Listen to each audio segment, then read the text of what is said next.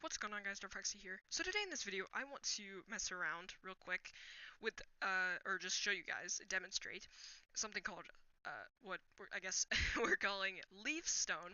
And that may sound ridiculous to you, but it's actually a thing. It was just found out by the Psycraft server, which Ilmango, if you don't know who he is, he's a YouTuber and a very technical one. And his melon farm is very popular. And he just the server that he plays on Psycraft, that community just found this, and it's a way to transfer redstone signals through leaves with logs. Now, this is super simple, and the way it works is if you press F3, this is in the 1.13 update. If you look, it says distance 7, and that's right over there where it says targeted block up here. In the right side of the screen, you can right side in the bottom, you can see it says targeted block, and it says Minecraft jungle leaves, and it says distance 7. This works with any types of leaves and any types of logs.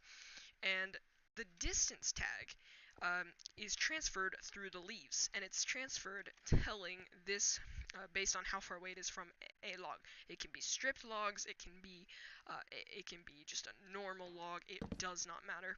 You can do it with anything, and it tells you how far you're away. You are away from it. Now this is pretty cool because it allows us to transfer a signal. So if we place a redstone torch here, you see it transfers the signal, and the reason is because watch the distance tag. If I just break this and look, you see how it changes to 7 really quick? Now, what that means is that we can do things like this and cause an update, which would then allow us to transfer a which would then allow us to do a which would then allow us to do a T flip-flop very simply, and as you can see, across long distances. So as you can see, that will cause an update, boom. And so we could just put a lever here or whatever, and there we go. And you could also use a monostable circuit to have a piston space block here, and you can transfer this one-tick pulse or whatever across a T flip-flop. You can travel it across pretty long distances, if you can imagine. So I've shown a little thing here, and as you can see, you can get multiple observer outputs from this, so not just one. You can get it from every side of the leaves, as you can very plainly see right here. As you can see, those are sticking up, or those are up here, and that is for a reason. And obviously, wherever there is a leaf, and from every side of that leaf, even I believe from underneath, you can very simply, and this is just a little mock-up to show you, you can very simply cause a redstone out thing. So as you can see, this will open that door because it will push it out, and I've used a monostable circuit. So when this piston pushes out its block, this has to travel along at least 6. I've used 4 here, but it has to travel along this travels along at most 6 blocks. So for instance, if I were to power this guy, it picks up the update, but it only goes a max of 7. So if, for instance, I place a block here, it won't update because the tag will say over here, you can see that it will say distance 6, but this one's still 7, and even if we break this log, it still says 7, and if we place it back, it will still say 7, the one before it's updating. So you have to look at the one that does update from 6 to 7. So it has to be at most it can only go 6 blocks, which is why you splice it up this way.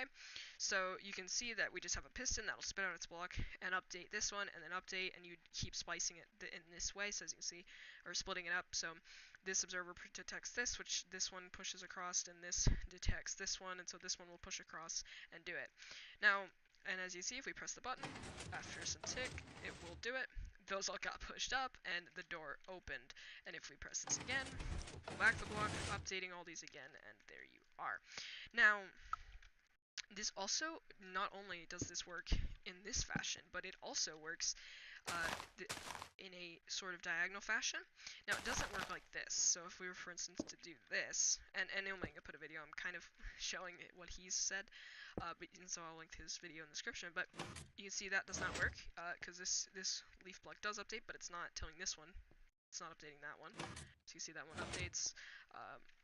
But if we put a leaf here, or on the underside for that matter, you can see that that piston will fire because the observer is saying, hey, that's an update, it's a block update. And technically, this would be intended behavior because the observer detects block updates, and this is a block update. So what you can do is, as long as you keep 6 blocks, so we could do 1, 2, 3, 4, 5, 6. Put this, and then in theory we could run this for a long time. So you could run the same signal with more leafstone, if you want to call it that. 1, 2, 3, 4, 5, and 6, and then you can run this very simply there, and we'll run it downwards because why not, right? You can run it pretty much.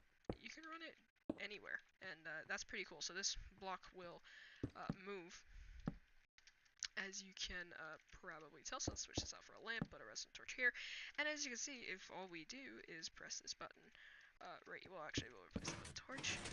You can see, there you go, pulls it back, and so you can transfer this all along a long line like this, and you can do this in any direction whatsoever. So you could make this one go.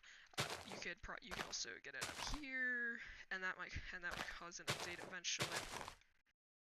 Obviously, this is too much for it to read, but it was too many blocks because it can only detect up to 6 with the observer at the base. But yeah, it's super cool because you can activate things with a very long range, very simply without slime blocks, cheaply. And that's kind of part of the big reason of it, is you're transferring redstone cheaply, and that's super great.